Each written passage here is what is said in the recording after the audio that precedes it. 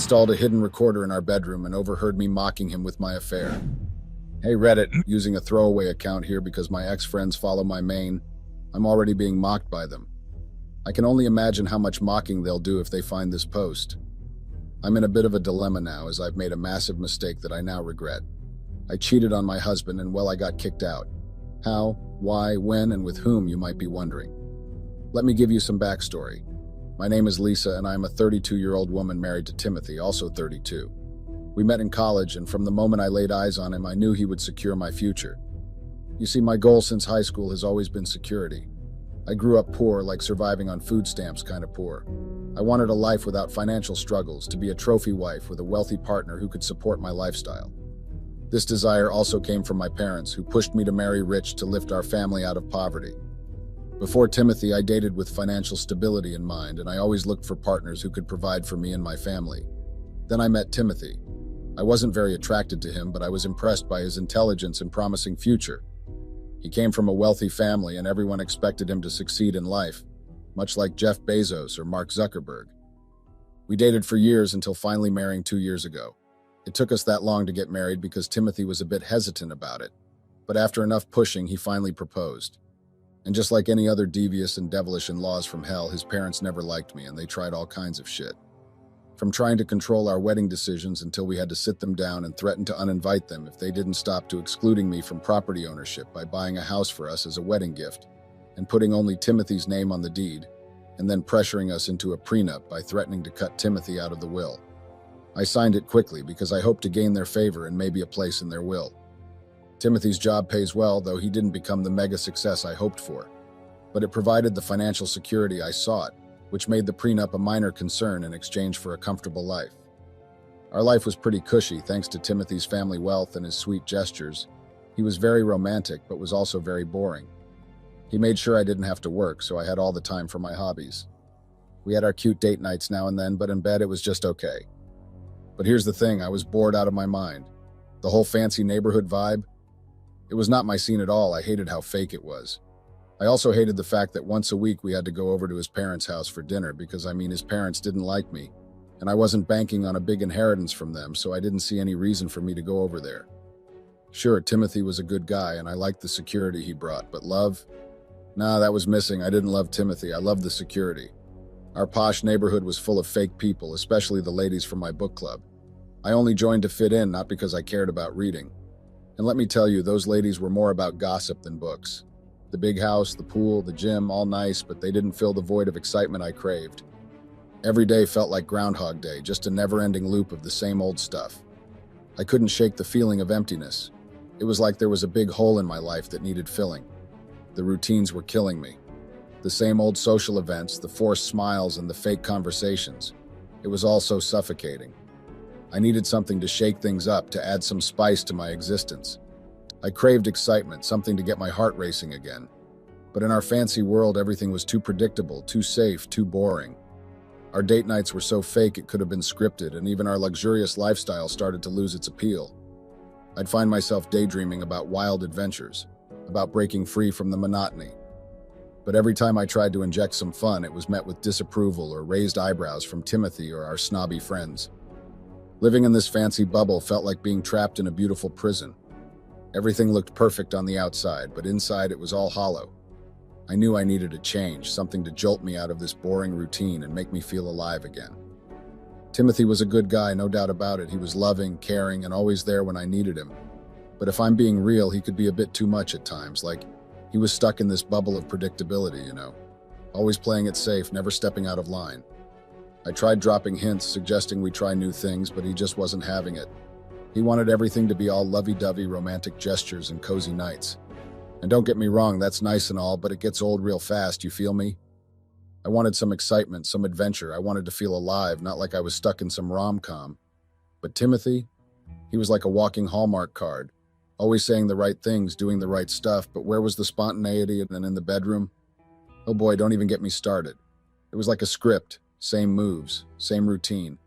I wanted fireworks, passion, but all I got was a flicker. I tried to spice things up, but he was too reserved, too concerned about making sure everything was perfect. I guess what I'm saying is Timothy was a great guy, but he was just too vanilla for me. I needed a bit of chocolate swirl. something to shake things up, to fill that void I was feeling deep down. During that time when I felt like there was this big gap inside me that needed filling, this big empty space inside, like I was missing out on something, that's when I bumped into Eric. Funny thing is, I usually avoid grocery stores like the plague, but fate had other plans that day. I'm usually all about ordering my stuff online and Instacarting just so I can avoid the hassle of going out. But that day, I don't know, something pushed me to step into that store, so there I was, grabbing things off the shelves, scrolling through aisles, and just minding my own business, and boom, Eric shows up. He's a good-looking guy, no doubt about it, and he started chatting me up. At first, I wasn't really into it, because I'm married. But Eric was very friendly and persistent. He helped me grab something from the top shelf, and we started talking. Now, I should have mentioned my husband right then and there, but Eric had this charm that was just hard to resist. He was very good-looking. He even offered to pay for my stuff at the checkout, but I turned him down. I mean, I've got my limits. I don't like crossing lines I shouldn't be crossing. However, we ended up swapping numbers. Eric said he wanted to stay in touch, even if it's just as friends, even though I could tell he was interested in more. I still gave him my number. And yeah, I didn't correct him about my marital status. I left my wedding ring at home that day, so he had no clue. It was like standing on the edge, wanting a bit of excitement, but also feeling guilty about it. That's where I was at. Within days of exchanging numbers with Eric at the grocery store, I was hooked on our chats. It was like an addiction. I couldn't stop checking my phone. I was always eagerly waiting for his messages. We'd talk about anything and everything, and I found myself staying up late just to keep the conversation going. We hadn't met up yet, but plans to meet up were in the works. We had decided we would go out for just a casual movie outing. Deep down, I knew it was more than innocent, but I tried to justify it by telling myself we were just friends. To cover my tracks, I became hyper-aware of my phone's whereabouts. I made sure my husband never stumbled upon our conversations. I deleted any messages that hinted at more than friendship, so I could pretend we were just friends if caught. At this point, also, Eric still didn't know I was married, so I was essentially living a lie, deceiving both my husband and Eric. When Eric asked about my social media, especially my Facebook, I dodged the question and said I didn't use social media. About a week and a few days after meeting Eric at the grocery store, we finally met up to watch the movie like we had initially planned. I chose a time when my husband would be at work, so there wouldn't be any interruptions. I also decided I would spill everything to Eric and cut ties with him after our movie date. When the day came, we met at the theater, watched the movie, and flirted a lot. I didn't hold back because I figured it was our last chance to have fun together. We talked a ton and got to know each other better. After the movie, Eric suggested grabbing coffee, and I agreed. I planned to tell him the truth during our coffee break. As we sat in the cafe waiting for our drinks, I mustered the courage to come clean.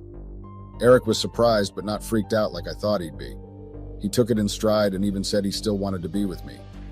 I was shocked because I had just told him I was married, but he didn't seem to mind. He thought my marriage problems were a sign that I needed something more exciting in my life. He offered to bring back excitement and spice things up for me. It was tempting. The thought of breaking away from my boring marriage routine and having some excitement was very enticing. We talked it over, and Eric encouraged me to think about it before making a decision. It was a tempting offer, and it got me thinking. Eric's suggestion to keep things chill and just hang out as friends at first sounded cool, so we rolled with it. That meant whenever my husband went off to work, I'd give it a little time, say about 30 minutes, then head out to meet Eric. It was a breath of fresh air, ditching the same old routine at home or with the dull neighbors. Instead, I got to spend time with Eric, laughing up his jokes. Whether we were just hanging out at his house, binge-watching movies, or hitting up spots around town, Eric's vibe brought a spark into my days. I found myself cracking up more, feeling lighter, and pushing aside the boredom that had settled in my marriage. It was a much-needed change, one I couldn't get enough of as more time passed. Well, things eventually went beyond just hanging out, as you might have guessed. I knew deep down that things might progress, but I found myself not caring as much as I should have. Well, one day at Eric's place, our playful banter turned into something more, and we ended up crossing a line, and we had sex repeatedly. At first, after I was shocked and I left hurriedly, but strangely, I didn't feel immediate regret. Eric made me feel alive in a way that was missing from my marriage. When I got back home, I went through the usual motions, cooking dinner, chatting with my husband. He surprised me with flowers, a kind gesture that also stirred up mixed feelings about what had happened earlier. I tried to go to bed, but I couldn't sleep. While I don't regret being with Eric, I couldn't say I regretted being with Eric, but I was also torn about what it meant for my marriage. I knew that I had messed up, but I also knew that it wasn't really my fault as my husband had indirectly pushed me to cheat. After that day with Eric, I tried to keep my distance for a bit, thinking it might help me get a grip on things. But let's be real here. It was tough. I missed talking to him like crazy, and going back to my usual routine felt empty without our chats. It didn't even take 4 days before I caved in and started texting him again, saying sorry and all that jazz.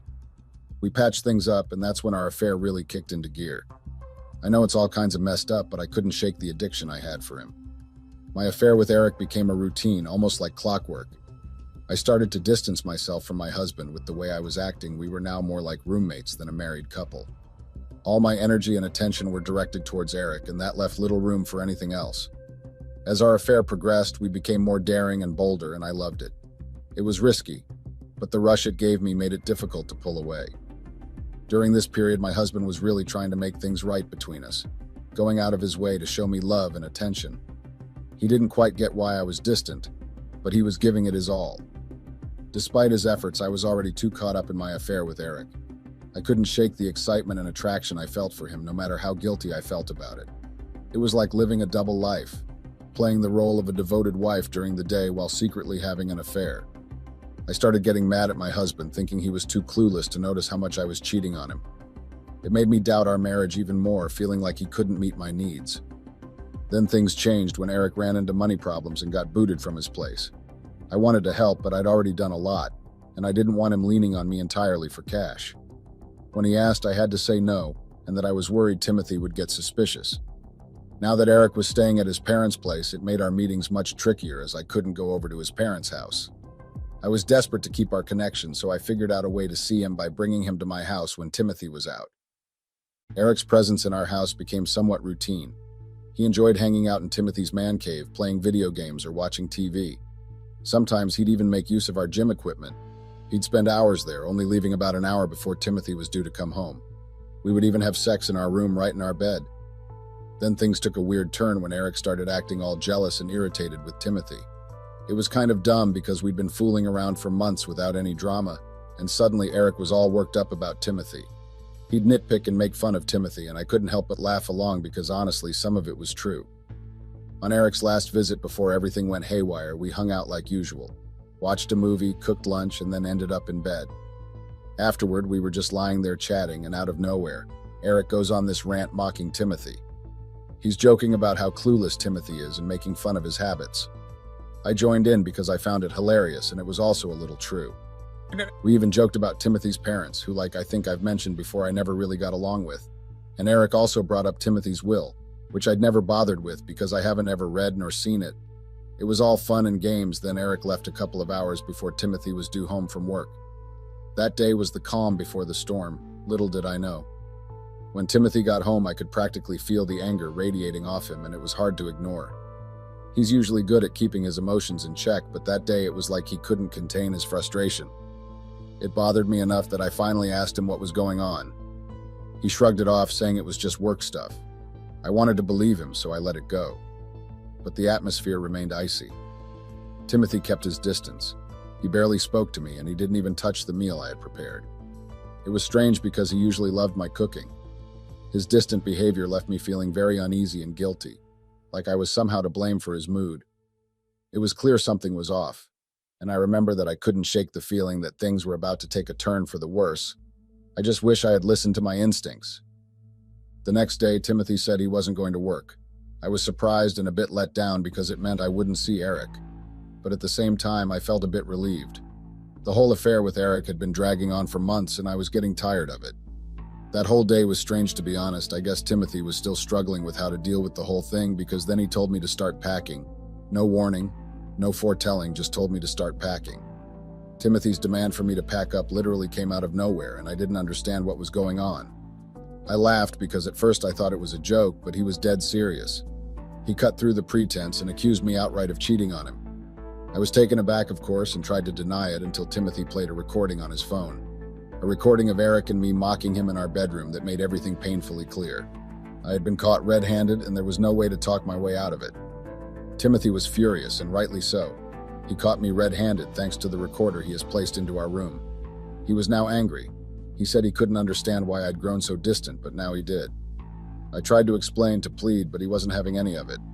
Timothy then gave me an ultimatum, to pack my things in minutes. He told me he'd already shared the damning recording with everyone we knew, and that my reputation was stained beyond repair. He said he had already called my parents on his way home yesterday and told them to come pick me up today. He said that I shouldn't worry, and that soon my phone would start blowing up with calls. I started crying and begging Timothy to reconsider, to listen to reason. But his mind was made up. He didn't let me take anything he'd given me, not the jewelry, not even the car. I had taken everything for granted, and now I had lost it. After the mess with Timothy, my parents were pissed. They didn't hold back, saying I'd screwed everything up big time. They called me every name in the book and made it clear I'd messed up my chance at financial security. They insisted I find a damn good lawyer to fight my case in the divorce. They don't know about the cheating clause in the prenup, and I still haven't told them. The ride home with them was hell. They didn't hold back on disappointment. They made sure I knew exactly how badly I messed up. Even back at their place, their lectures still continued. That was just last week. Now I'm stuck at my parents' place, dealing with their constant anger and blame. Timothy has cut them off financially since the drama, and they were totally financially dependent on him, so that's why they're really pissed at me for screwing up. I tried reaching out to Eric, hoping for some support or at least a sympathetic ear, but he's ghosted me. It's like he heard about the chaos from someone else and decided to bail, and even blocked me in the process. To add insult to injury, my phone's blowing up with messages from people I know, and some I don't, ripping into me for being ungrateful. I'm drained and feeling pretty damn low. I want to patch things up with Timothy, but he's ignoring all my texts. In fact, the only text he has sent was one telling me that we were going to get a divorce and that I was going to get served. I'm lost and desperate for any kind of help or advice on Reddit. Update. Hey everyone, I debated whether to update because the comments and messages have been brutal. It's been months, and I'm still facing blame and insults from all sides. My husband and I did get a divorce, as I mentioned before. The fallout has been nonstop criticism from ex-friends, acquaintances, and strangers. Eric has still not messaged since or even called, and neither did he unblock me. It's sad and funny how he claimed to love me, and yet he cut me off so quick so he wouldn't go down with me. The divorce process was a slap in the face. The court proceedings were quick due to the cheating clause in our prenup. My parents, who were clueless about this clause, were furious when we ended up with nothing. They had to foot the legal bills, which left them broke and angrier at me, especially since, like I've mentioned before, they depended on my ex-husband financially. It's been a huge wake-up call watching how my folks are dealing with this mess. They've never been big on working and have always counted on Timothy's money since I married him. Now that he's cut them off, they're in a tough spot, yet they won't budge from their lazy habits. All they do all day is hang around the house and point fingers at me for their problems, but they won't lift a finger to fix things. I've tried to push them to find work, to take some responsibility, but it's like talking to a wall. Their dependence on others has finally caught up, and it's hard not to feel frustrated, especially when they're blaming me without doing anything to help themselves. Now I'm hustling to find a job to get out of my parents' place. It's tough with my pretty empty resume, but I'm determined to regain my independence and escape the toxicity. It's been a very rough ride emotionally, and I'm trying to stay hopeful for better days. I've decided not to update again and might even delete this account. The negativity here has taken a toll, and I need to focus on moving forward.